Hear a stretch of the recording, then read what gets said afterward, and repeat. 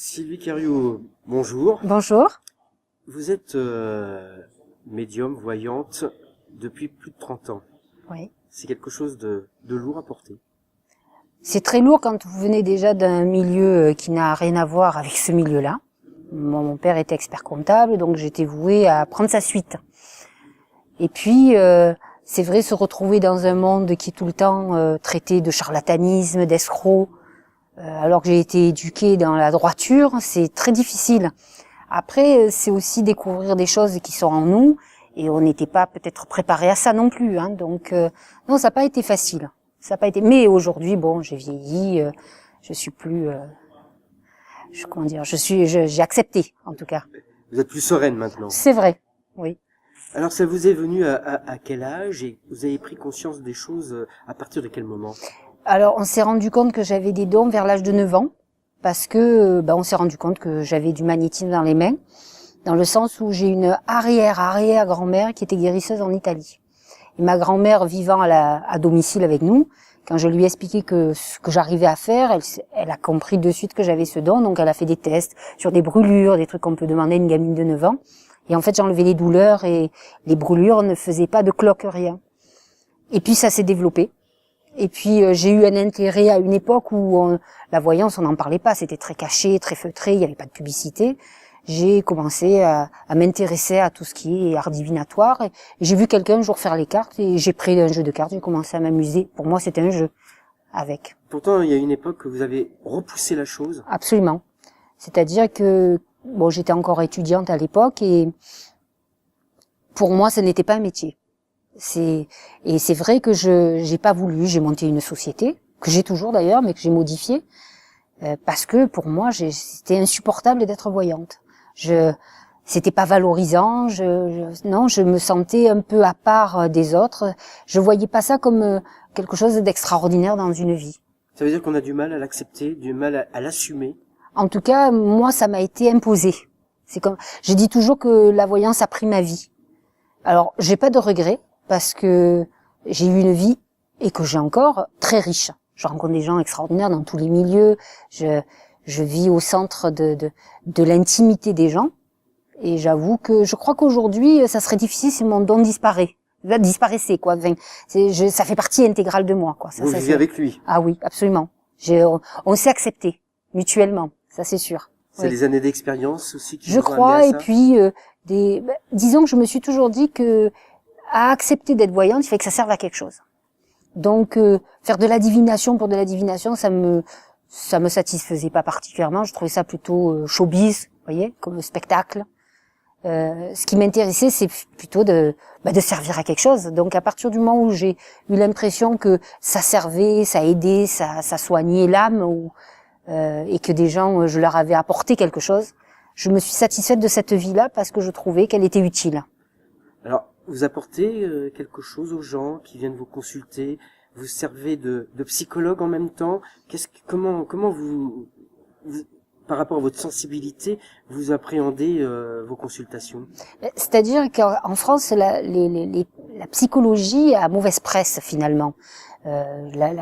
Tout ce qui est médical étant remboursé, les gens ont du mal à payer quelqu'un pour souffrir, parce qu'il faut souffrir pour sortir de ces problématiques d'enfance et autres. Alors que quand ils viennent voir un voyant, ils partent en voyage.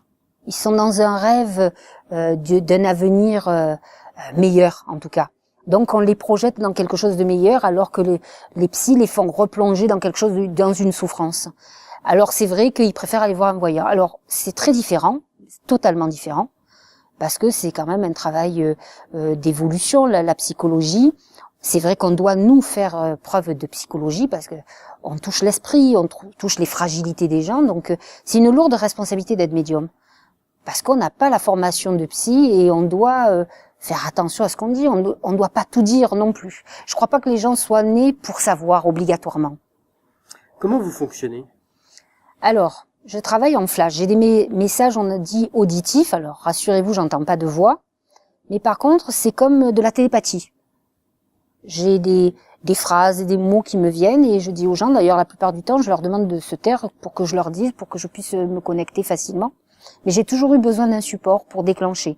Après, une fois que le support est là, Ça y est, je suis partie, et donc je fais le mar de café, je fais l'oracle symbolique du mar de café, bien sûr, et le tarot de Mademoiselle Lenormand depuis très très jeune.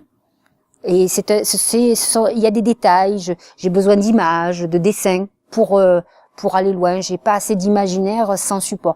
Encore que pendant très longtemps, j'ai fait la boule de cristal.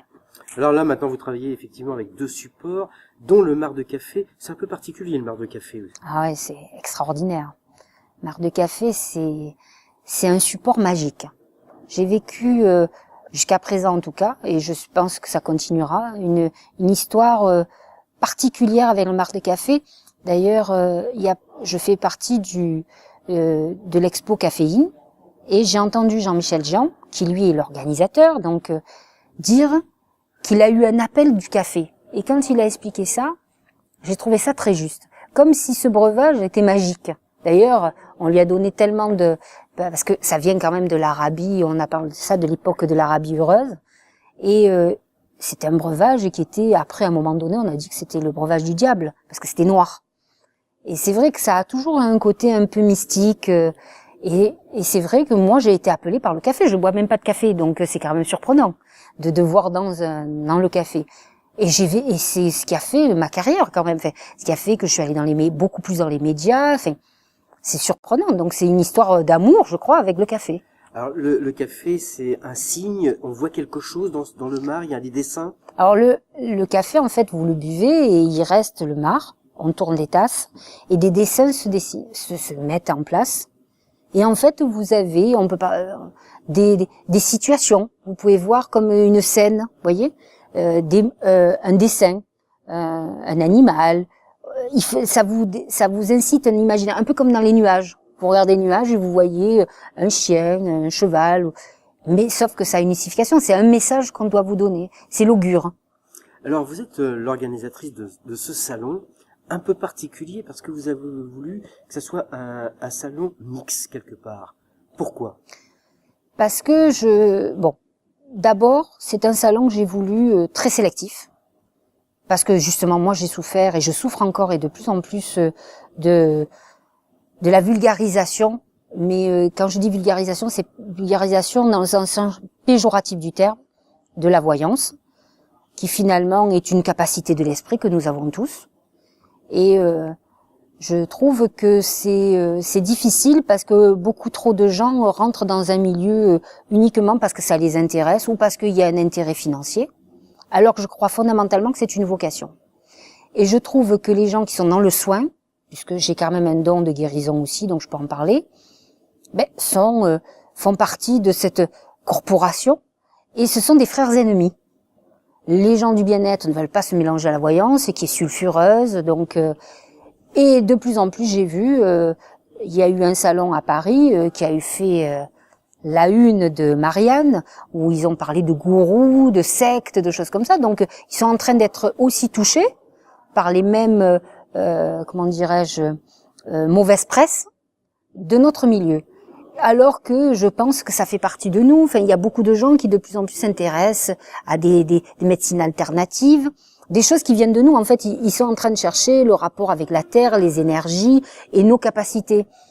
Et les capacités sont divinatoires. Enfin, beaucoup de gens dans le bien-être cherchent leur guide intérieur. Donc, je trouve ça extraordinaire de refuser la voyance ou la clairvoyance alors qu'ils acceptent leur guide intérieur. Donc, et là, vous avez réussi votre pari parce que de mélanger les neurosciences, le mandala, la peinture, le bien-être, on a l'impression que les gens sont vraiment dans leur élément là. Écoutez, ce qui est assez extraordinaire, alors on croit pas, mais il y a une énergie sur ce salon. Moi, j'en ai fait, de salons que je n'ai pas. Et honnêtement, c'est fluide. On sent qu'il y a une vraie belle vibration. Et en fait, il y a des gens autant que j'ai choisi, autant qui sont venus tout seuls et qui ont en fait compris le message que j'ai donné, puisque je voulais. En fait, je crois qu'il faut être solidaire. Enfin, les gens qui sont dans la bienveillance, il faut qu'ils se battent contre les malveillants. On va dire ça comme ça. Donc, je crois qu'ils ont compris que c'était ça que je voulais mettre en avant et non pas. En fait, je suis pas une organisatrice de salon. Je suis une voyante qui a envie de partager, de réunir des gens qui ont la même vision que moi d'avenir et la même vision que de notre corporation. En même temps, ça vous donne envie de rééditer pour la saison prochaine? Écoutez, oui, fondamentalement.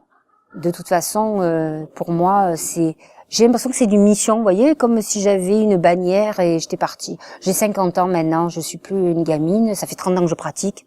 Je me dis qu'il est temps de dire. Et je l'ai toujours dit depuis toute jeune, j'ai dit si j'accepte d'être voyante, c'est parce que j'ai des choses à dire. Si j'accepte de faire des médias, parce que j'ai fait beaucoup de télé, j'ai toujours accepté, non pas pour parler de Sylvie-Cariou, mais parler de tout ce que j'avais sur le cœur. C'est ça qui m'importe, d'utiliser le média pour transmettre certaines choses. Et donc là, j'ai décidé que c'était ça. C'est ma mission de ma deuxième moitié de vie. 30 ans, effectivement, de voyance, vous êtes totalement sereine. Oui, absolument. Je me connais bien, je connais mon fonctionnement, je connais mes limites. Oui. Et puis c'est passionnant, j'ai envie justement, il faut, à notre âge et avec tout ce qui se passe partout, il faut être vivant, enfin, avoir cette lumière en soi, et d'être passionné. Voilà. Sylvie Cariou, merci.